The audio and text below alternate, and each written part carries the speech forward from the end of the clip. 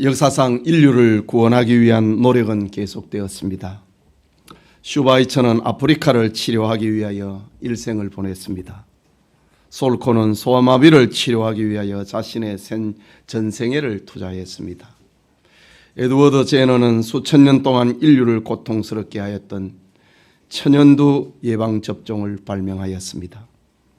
루터 킹은 흑인 인권을 신장시키기 위하여서 애를 쓰다가 목숨을 잃었습니다. 지금 세계는 코로나19를 극복하기 위해 온 힘을 기울이고 있습니다. 인류는 이처럼 질병을 치료하고 인권을 향상시키고 환경을 개선함으로 많은 부분의 효과를 나타내었습니다. 그러나 인류가 지금까지 영원히 극복하지 못한 것이 있는데, 그것은 우리의 마음속에 자리 잡고 있는 죄와 죄의 결과로 말미암아 나타나는 현상, 사망.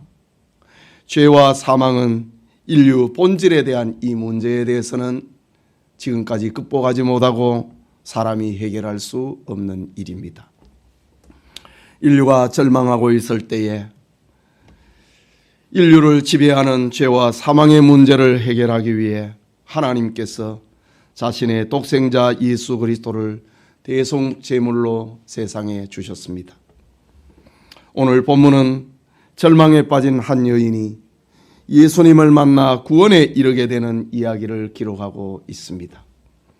사건은 갈릴리 북쪽 해변 가버나움이란 동네에서 일어났습니다. 예수님께서 가버나움에 오시자 마을 유지인 회당장 야이로가 죽어가는 자신의 딸을 살려달라고 예수님께 찾아와 예언합니다. 회당장의 부탁에 주님은 그의 집으로 가는 중입니다. 그때 12해를 혈루증으로 앓는 한 여자가 나타나 사건을 일으켰습니다. 이 시간 혈루증 앓는 여인이라는 제목으로 하나님의 말씀 받고자 합니다. 혈루증 앓는 여인은 우리에게 무엇을 교훈하고 무엇을 알려주고 있는가? 라는 말씀입니다. 첫째는 인간이 만난 비극의 실상을 알려주고 있습니다. 본문 25절이지요. 12해를 혈루증으로 앓는 한 여자가 있어 라는 이 가버나움에서 일어난 돌발적인 사건을 이렇게 시작을 합니다. 12해를 혈루증으로 앓는 한 여자가 있었다라고 합니다. 여기 혈루증이라는 말은 치열이 되지 않거나 계속해서 하혈을 하게 되는 부인병을 말합니다. 율법에 의하면 혈루증은 부정한 질병이어서 환자뿐만 아니라 환자가 만지는 것까지도 부정하다라고 레위기 15장에 기록하고 있습니다.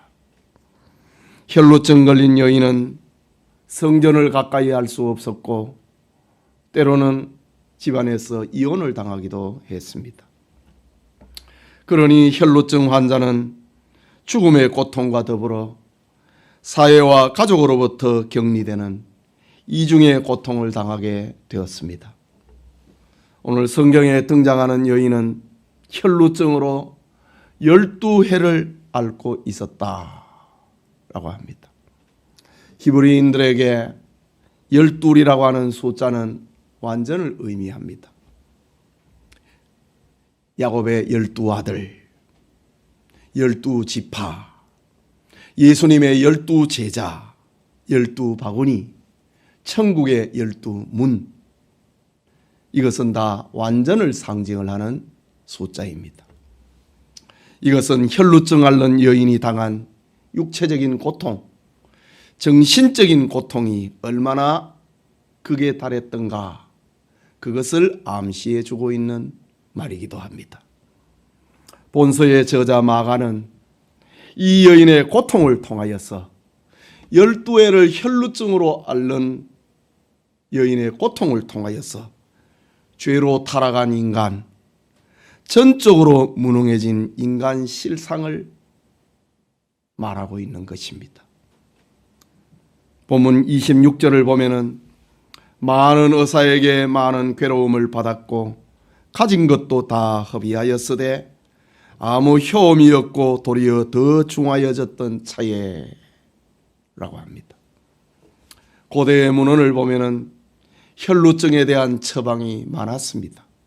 사실 불치의 병일수록 처방이 많습니다. 고칠 수 있는 병은 치료법이 간단합니다. 그러나 못 고치는 병은 이렇게도 해보고 저렇게도 해보고 불치의 병일수록 처방이 너무 많습니다.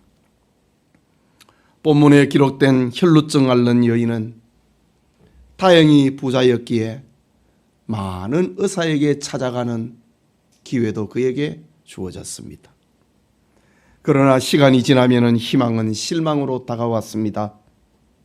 그럼에도 자신의 병을 치료하기 위하여 또 다른 의사를 찾아갈 수밖에 없었습니다. 결국 여인은 의술의 한계에 부딪혀 실망합니다. 재물의 한계에 부딪혀 실망합니다. 육체의 연약함에 실망했습니다. 많은 돈은 다 없어지고 그에게 남은 것은 미래에 대한 불안과 절망 그리고 죽음에 대한 공포만 남았습니다. 오늘날에도 인간 본질의 문제인 죄와 사망을 해결하겠다고 사람을 유혹하고 시간과 재물과 젊음을 빼앗아가는 현대판 의사들이 얼마나 많이 있습니까? 여기에 인간이 만든 종교가 그렇습니다. 그들은 죄로 고통당하는 인생을 붙들고 치료하지도 못하면서 사람들을 놓아주지 않는 거짓 의사들입니다. 무신론이라고 하는 의사도 있습니다. 그들은 죄로 인해 신음하는 인류를 향하여서 하나님이 계신다고 생각하기 때문에 양심이 아픈 거야. 하나님을 생각하지 말라 라고 거짓으로 처방합니다. 그들은 인간의 존재를 물질로 보는 가짜 의사입니다. 철학이라고 하는 의사도 있습니다. 여기에 이성과 도덕 생활을 목적하는 칸트의 철학이 있고 감정과 고요하고 경건한 심적 상태를 지향을 하는 슐라이어 마허와 같은 감정을 의존하는 그런 철학도 있습니다. 혈루증 환자가 많은 의사를 통해 많은 괴로움만 받았듯이 그들 역시 인간의 죄의 문제에 대해서는 해결할 수 없는 거짓 의사들입니다. 그리고 물질주의라고 하는 의사도 있습니다. 돈이 모든 것이다 라는 사고는 인간을 상품화, 기계화 만들어가고 있습니다. 혈루증 앓던 여인이 돈으로 자신을 치료할 수 없었듯이 재물이 인간 본질의 문제를 해결할 수 없는 것입니다. 그렇습니다. 인생을 죽음으로 몰고 가는 죄의 병은 세상 종교나 철학이나 무신론이나 돈으로는 치료할 수가 없습니다.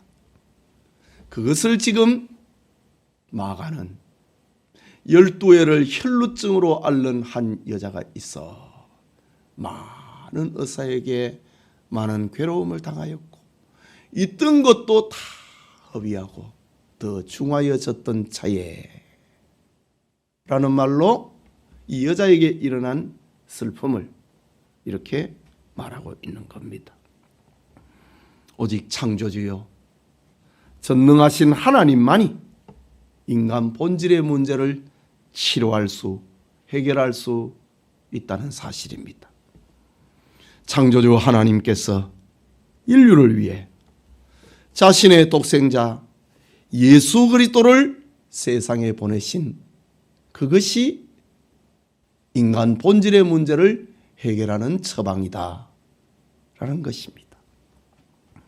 둘째로 마가는 혈루증 앓는 여인을 통하여서 하나님이 주신 구원의 길을 알려주고 있습니다. 본문 27절에 보면은 예수의 소문을 듣고 무리 가운데 끼어 뒤로 와서 그의 옷에 손을 대니 라고 합니다. 예수의 소문을 들었다 라고 합니다. 사망의 독으로 신음하는 혈루증 앓던 여인에게 구원의 길이 찾아왔습니다. 그것은 자기 의지로 온 것이 아니고 자기 노력으로 온 것도 아니고 자기 능력 밖에 일이 그에게 다가왔습니다. 누군가가 예수님에 대한 소문을 이 여자에게 전해준 것입니다. 그것은 물고기 2마리로 보로떡 5개로 5,000명을 먹이신 분이다. 눈먼 자를 보게 하고 벙어리를 말하게 하고 안전병이를 일으키고 나병 환자를 깨끗하게 하고 귀신을 쫓아내고 죽은 자를 살리시는 예수님에 대한 소문이 그의 귀에 들린 것입니다. 이처럼 구원은 예수님의 소문을 들음에서 시작이 됩니다. 들음에서 믿음이 생기는 겁니다. 들음을 통하여서 새로운 희망을 붙잡게 되는 것입니다. 그렇다면 오늘날 우리도 죄로 인해 고통하는 사람들에게 예수님의 소문을 전해 주어야 하는 것입니다.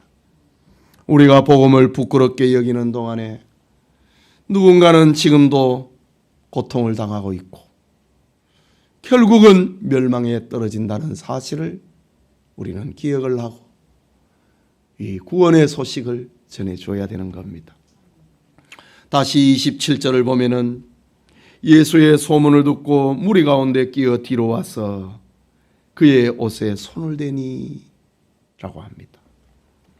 혈루증 앓는 여인은 부정한 질병을 가지고 있기 때문에 군중들 앞에 나타날 수 없는 사람입니다. 요즘처럼 무슨 전염병을 가진 것은 아니지만은 부정한 병으로 규정이 되어 있기 때문에 사회로부터 격리되어야 했습니다. 생명이 피에 있는데 피가 몸에서 멈추지 않으니 얼마나 부정한 병입니까? 그러나 그는 다급한 나머지 사회적인 계율을, 종교적인 계율을 극복하고 예수님께 다가갔습니다. 그가 얼마나 치료를 소망했는지, 구원의 소식에 얼마나 그를 담대하게 하였는지 다 표현할 길은 없습니다. 중요한 것은 그가 예수님께 다가왔고 예수님의 옷에 손을 댔다고 하는 사실입니다. 여러분, 오늘도 치료받기를 원하고 구원받기를 원하는 사람은 이 여인처럼 믿음으로 반응해야 됩니다. 주님께 나와야 됩니다. 사회적인 신분과 입장을 생각하고 미뤄서는 안 된다는 말입니다. 혈루증 앓는 여인처럼 종교적인 규범이 가로막아도 사회와 가족이 부정하다고 할지라도 예수님께로 나와야 하는 것입니다. 그것만이 구원의 길이기 때문입니다. 본서를 기록한 마가는 지금 이것을 목적을 하고 이 사건을 기록을 하고 있습니다. 계속해서 28절을 보면은 이는 내가 그의 옷에만 손을 대어도 구원을 얻으리라 하밀러라 라고 합니다. 그는 예수님과 눈을 마주치거나 대화를 하지 않아도 내가 들은 그 예수님이라면, 내가 들은 그분이라면 나와 말을 섞지 않아도, 눈길이 마주치지 않아도, 나에게 시간을 주지 않아도, 나를 만나주지 않아도 예수님의 옷에 손만 대도 나을 수 있다고 하는 희망, 나을 수 있다고 하는 믿음, 나을 수 있다고 하는 확신이 생겼습니다. 사실 혈루증 앓는 여인이 만지는 것은 모든 것이 부정해집니다. 그럼에도 예수님의 옷자락에 만질 수밖에 없었던 그의 간절한 심정은 자기에게 주어진 이 기회를 놓칠 수 없었기 때문입니다. 그렇다면 혈루증 앓는 여인은 예수님의 옷자락만 만진 것이 아니라 예수님의 마음에 뛰어든 것입니다. 예수님의 능력에 뛰어들어간 것입니다. 예수님은 그에게 유일한 피난처였고 마지막 피난처였고 이제 가진 것까지 다 떨어졌으니 마지막이다. 예수님은 그에게 위로와 안식의 폼이었던 것입니다.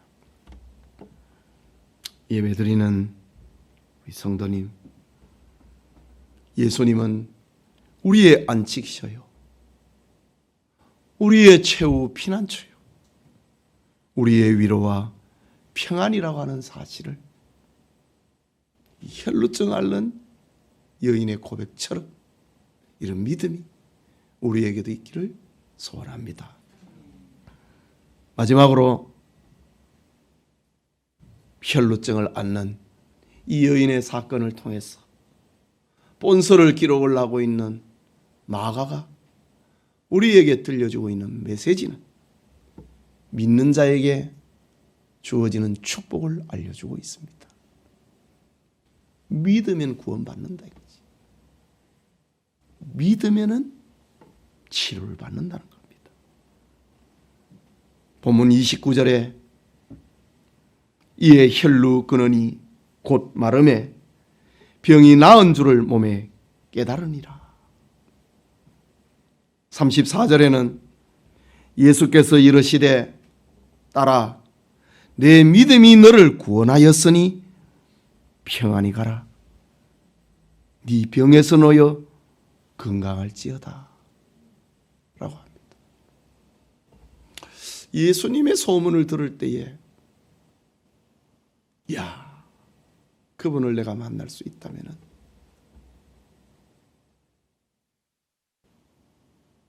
내가 치료받을 수 있겠다. 내가 들은 그분이라면 나는 예수님의 옷자락에 손만 대도 나는 치료받을 수 있겠다. 이 확신, 이 믿음. 그리고 예수님께 다가와서 그의 옷에 손을 댔다. 이런 모습을 보시고 예수님께서는 딸아, 네 믿음이 너를 구원했다. 너의 용기가 너를 구원했다 이게 아니고, 너의 그 간절함이 너를 구원했다는 게 아니고, 너의 그 고통스러운 삶이 너를 구원했다는 말이 아니고, 예수님을 향한, 나를 향한 너의 믿음이 너를 구원했다. 네가 나를 믿느냐? 네가 나의 하나님의 아들됨을 믿느냐? 네가 나의 전능을 믿느냐? 네가 나의 구주됨을 믿느냐? 네 믿음이 너를 구원했다. 평안히 가라. 네 병에서 놓여 건강할지어다. 주님은 이렇게 말씀하십니다. 예수님은 12년을 괴롭히던 불쌍한 여인의 질병을 이렇게 치료해 주셨습니다. 가족과 사회로부터 격리시켰던 여인의 병을 이렇게 단숨에 치료해 주셨습니다. 삶과 시간과 돈을 허비하게 만들었던 불치의 환자를 예수님은 이렇게 고쳐주셨습니다. 그런데 예수님은 여자를 위하여 또 다른 일을 하셨습니다. 그것은 가던 걸음을 멈추고 누가 내 옷에 손을 대었느냐? 라고 물으신 것입니다. 지금 회당장의 집에는 회당장의 딸이 지금 죽어가고 있습니다. 그리고 앞뒤 문장을 보면은 예수님이 일에 지체하는 동안에 회당장의 집에서 소식이 옵니다.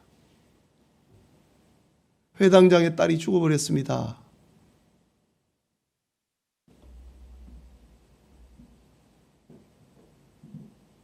예수님이 지체하는 동안에 딸아이가 죽어버렸습니다.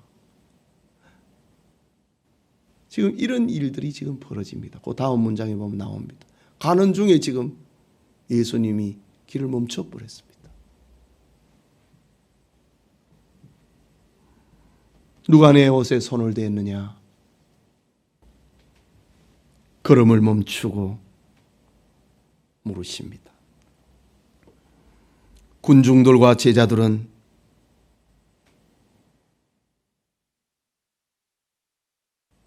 (31절에) 보면은 제자들이 여짜오되 무리가 애워서 미는 것을 보시며 누가 내게 손을 대었느냐 물으시나이까 하되 아무도 손댄 사람이 없습니다. 아무도 목적을 가지고 계획을 가지고 예수님의 옷에 손댄 사람은 없습니다. 제자들은 지금 그렇게 이야기를 합니다. 예수님 빨리 가시지요. 그런 표현이지요. 저 마을 유지 회당장이 지금 기다리고 있습니다. 빨리 가시지요. 라고 합니다.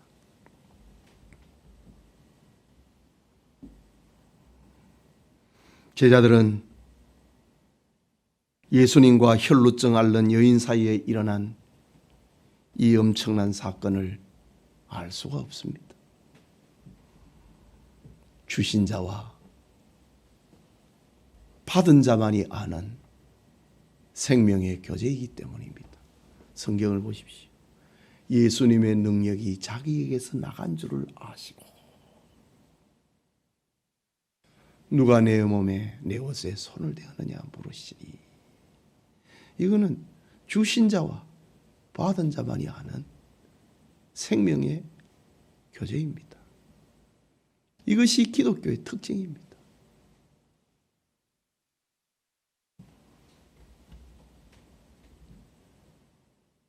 그러나 주님의 이런 질문은 의도적인 물음이었고 계획적인 질문이었습니다. 자신에게 일어난 기적으로 인하여 떨고 있는 여인에게 주님이 평안을 주기 위해서 걸음을 멈췄습니다. 여러분, 세상에서 고칠 수 없는 병이 예수님의 옷자락에 손을 대니 병이 나아버렸습니다. 자기 몸에 변화가 일어나 버렸습니다. 자기 몸에 신비가 일어났습니다. 자기 몸에 기적이 일어났습니다. 믿음으로 손을 댔지만은 얼마나 놀랐겠습니까? 얼마나 두렵겠습니까? 떨고 있었다. 그런데 예수님이 그냥 지나가시면 되겠어요? 그냥 가버리시면 되겠어요? 이 여자 지금 떨고 있다. 자기 몸에 지금 일어난 신비, 이 기적으로 인하여서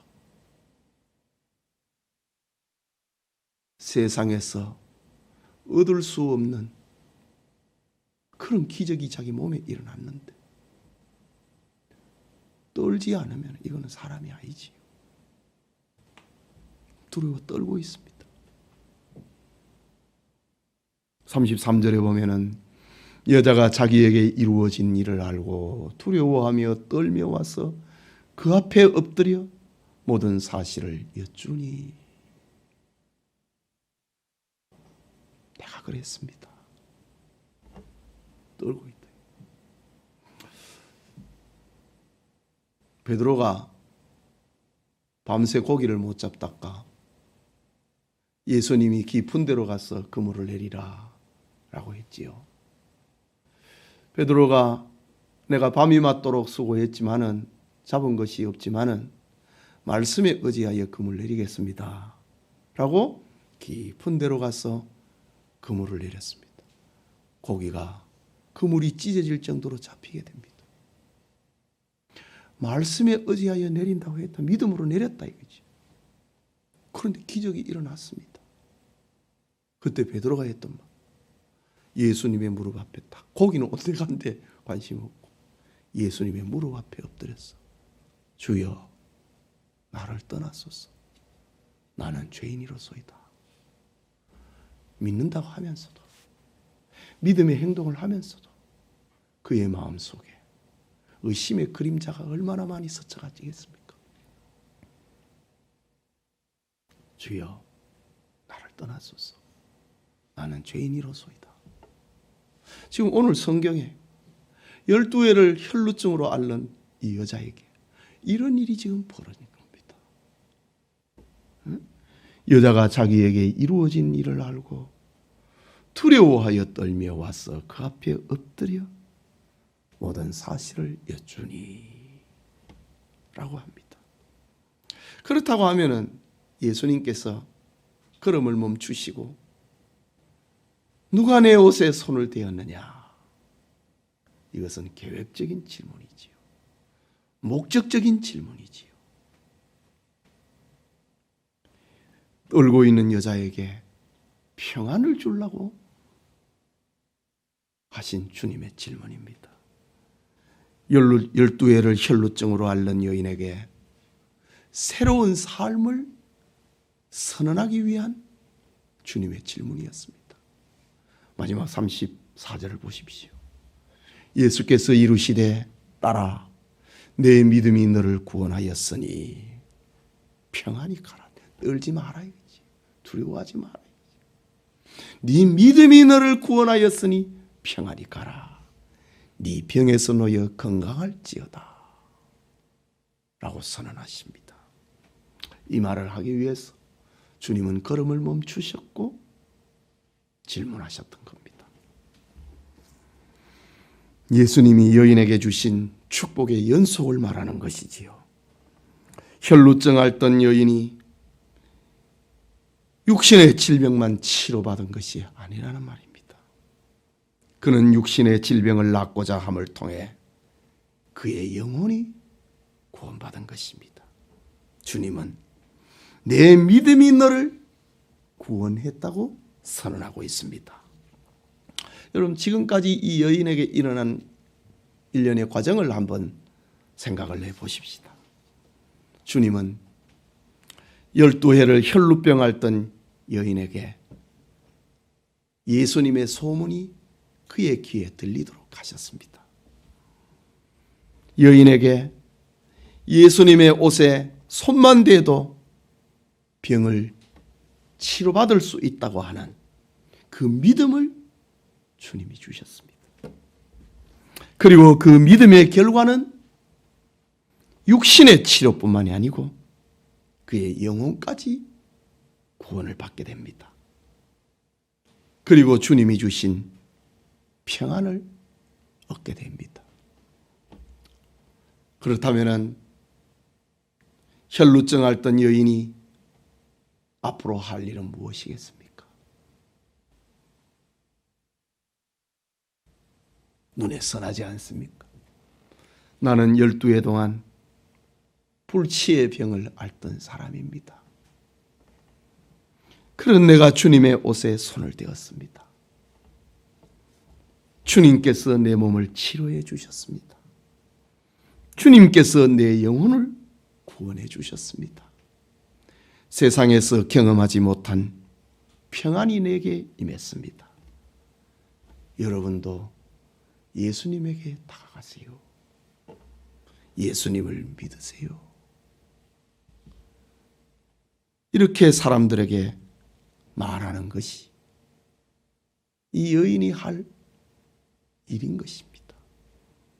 이런 위대한 기적은 오늘 우리에게도 일어나고 있습니다. 복음은 이렇게 다른 사람에게 또 다른 사람에게 증거되고 세계를 한 바퀴 돌고 있는 것입니다. 지금 여러분이 당하고 있는 고통이 있습니까? 그 고통이 무엇입니까? 주님은 여러분의 믿음을 통하여서 여러분의 몸과 여러분의 삶과 믿음을 통하여서 여러분의 영혼을 구원하기를 원하십니다. 여러분에게 있는 경제적인 고통이든지 질병의 괴로움이든지 가정적인 환난이든지 그것을 통하여 믿음이 여러분의 영혼과 육체와 삶을 치료하는 축복이 임하기를 소원합니다. 사랑하는 성도 여러분, 12년을 혈루증으로 앓는 고통하던 여인은 죄와 사망의 병을 가진 모든 인류를 상징하고 있습니다. 많은 의원에게 많은 괴로움을 받았고 있던 것까지 다 허비했으나 아무 효험이 없다는 것은 인간 노력의 한계를 우리에게 말해주고 있는 겁니다. 이런 세상에 하나님의 사랑이 나타났습니다. 하나님께서 독생자 예수님을 세상에 주시고 우리를 위한 대속의 제물이 되어 주셨습니다. 지금 우리에게 구원의 소식을 전해 주셨습니다. 지금도 우리로 복음 앞에 나오게 하시고 주님의 옷자락을 만지게 하십니다. 지금도 믿는 자를 치료하시고 믿는 자에게 죄와 사망에서 해방하시고 믿는 자를 지금도 구원해내십니다. 믿는 자에게 평안과 영생의 복을 주시고 믿는 자에게 새 삶을 살게 해주십니다. 그리고 우리가 만난 예수님을 다른 사람에게 이 여인이 그랬던 것처럼 다른 사람에게 전해주기를 원하십니다. 이 시간 예배드리는 우리 모든 성도님들에게 혈루증 앓던 여인에게 임한 치료, 그의 구원, 그의 평안, 그의 축복, 그리고 주님의 증인이 되는 역사가 우리 가운데도 일어나기를 소원합니다. 우리 같이 기도합시다. 말씀을 생각하고.